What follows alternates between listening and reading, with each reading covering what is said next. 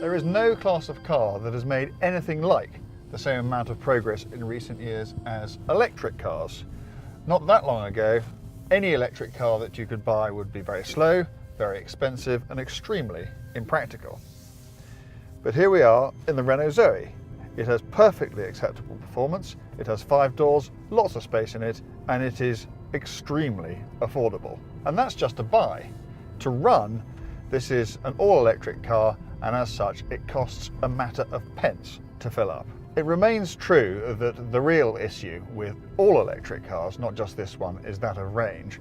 And Renault says that this car will get you around 130 miles on a single charge, though it has to be said that's probably in fairly optimum conditions where the weather is good and you're not using the heater and the windscreen wiper and the lights and so on.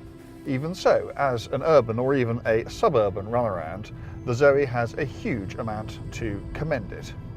It's not just that it looks great and costs next to nothing to run.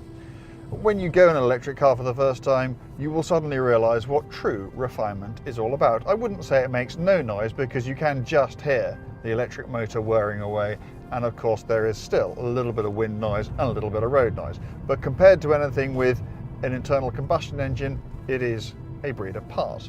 The other perhaps lesser known attribute of electric cars is that they deliver all their energy at once. You just squeeze the pedal and the Zoe goes.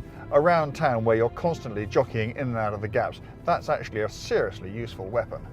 Of course, you're always going to need to know that wherever you park the Zoe, you're going to be able to charge it up. From a domestic household supply, it'll take between 6 and 9 hours. But if you go to one of the increasing number of rapid charging stations, you can actually get a full charge in less than an hour. What I would say is that even among electric vehicles, if you are considering one of these cars, you really should consider a Zoe, because not only is it, to my eyes at least, the best looking of them all, but in terms of what you get and for the amount of money that's being asked for it, it's the best value too.